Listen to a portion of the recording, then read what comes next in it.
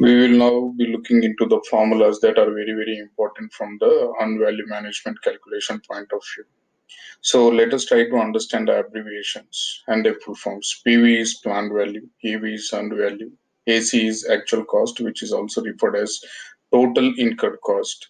BAC is budget at completion, EAC is estimate at completion, estimate to complete is ETC, VAC is variance at completion, CV is cost variance, SV is schedule variance, CPI is cost performance index, and SPI TCPI is to complete performance index.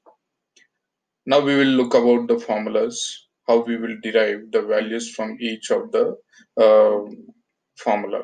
Now CV is EV minus AC, which is cost variance is equal to earned value minus actual cost.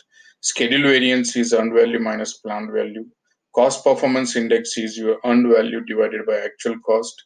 Schedule performance index is earned value divided by planned value, and estimated completion is budgeted completion minus cost performance index.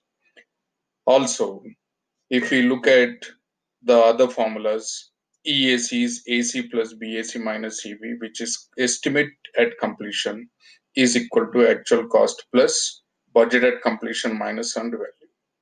EAC is again AC plus BAC minus EV divided by CP into SPI. That is, estimated completion is equal to actual cost plus budgeted completion minus earned value divided by cost performance index into schedule performance index. Also, the other formula for EAC is estimated completion is equal to actual cost plus new cost estimation. Now, to calculate TCPI, we have TCPI is equal to budgeted completion minus earned value divided by budgeted completion minus actual cost. Now, ETC estimate to complete is equal to estimation as complete minus actual cost. Variance at completion is equal to budgeted completion minus estimated completion.